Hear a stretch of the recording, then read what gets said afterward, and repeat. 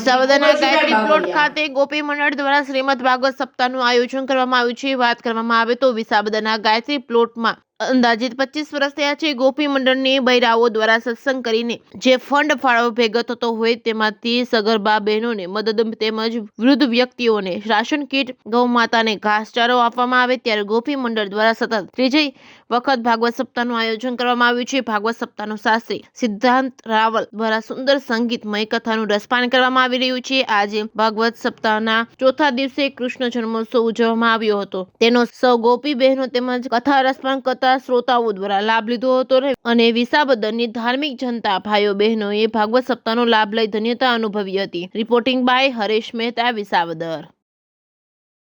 ગાયત્રી મંડળ મોટું મહિલા મંડળ ગાયત્રી પ્લોટમાં વર્ષોથી આ પૂજા અર્ચના બધું કરે છે અને જે ફાળો થાય એ ગૌશાળાના લાભાર્થી આપે છે।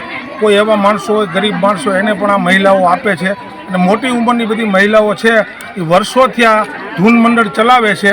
એમાં જે પૈસા થાય ને એ બધાય ગૌ સેવામાં આપે છે। કોઈ નાનું એવું કોઈ કામ તો કરે છે અને એના માટે એને પૈસા ભેગા થયા ને એટલે એવું થયું કે આપણે મહાભાગવત પુરાણ બિહારીએ આપણે, એટલે આ જે ફાળો થાય એ ગૌ સેવાના લાભાર્થી આપવાનો છે।